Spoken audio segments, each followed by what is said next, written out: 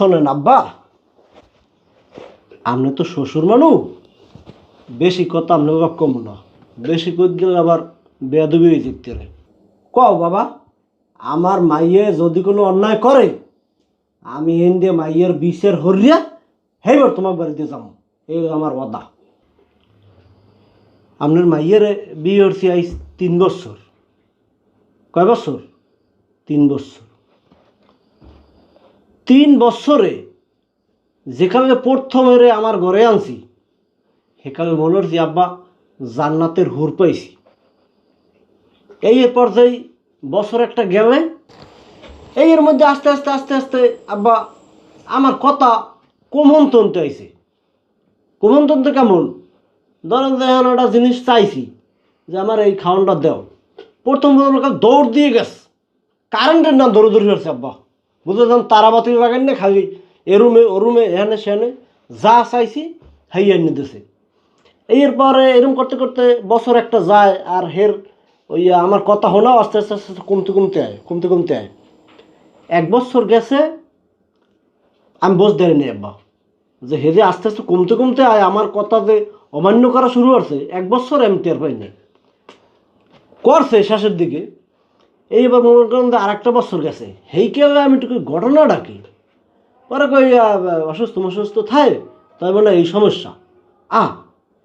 গত 3 মাস ধরে আব্বা কোনোভাবেই কোনো কথা আমি শুনতে পারি না। আগে রাত 3টের সময় মনে করেন যে খাওয়ান চাইলে খাওয়ানোর নিতেছে, যা চাইছি খালি কইছি যে খিদে লাগছে খামু কি, লগে আমার খাওয়ানোর নিতেছে। 3 মাস ধরে আব্বা কোনোভাবে তারে কোনো কথা শুনান যায় না। গতকাল রাইতে 2000 টাকা বলেছি, 2000 টাকা বলেছি যে আমার একটু গরু মাংস রান্ধি দাও, আমার দাঁতে ব্যথা, আমার একটু গরু মাংস খাওয়া রান্ধিও।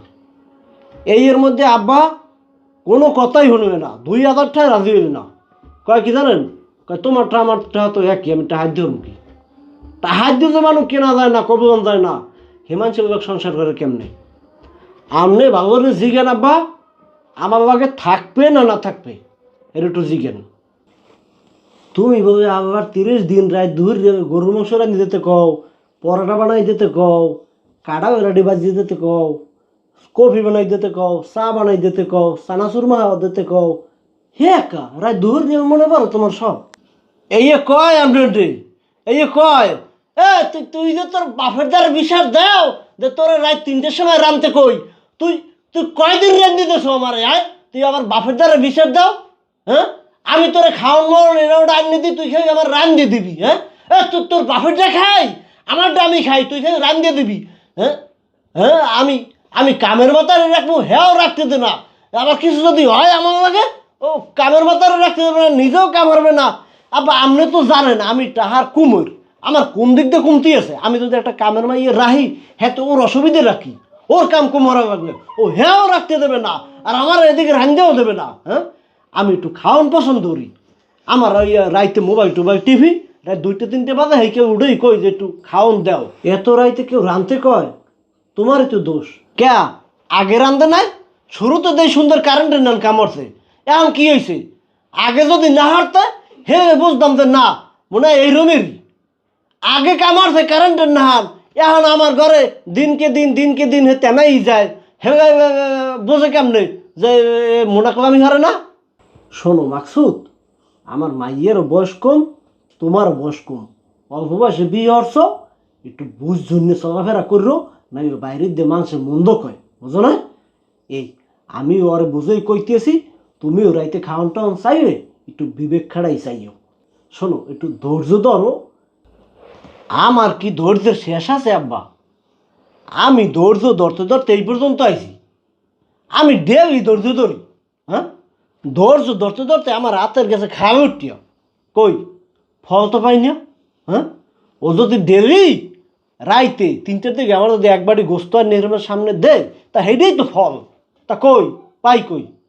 তো কত আর আপনি কন কত ধৈর্য ধরতে কত কত কন কন আপনি ওরে জিগেই যান।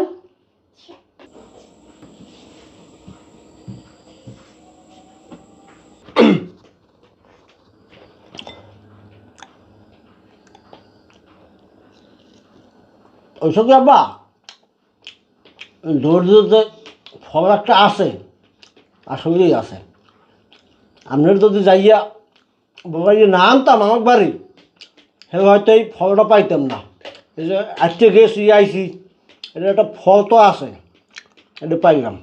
আপনার ডেলি আইবেন আব্বা, ডেলি ডেলি ফল খামু দুই বে মিলিয়ে।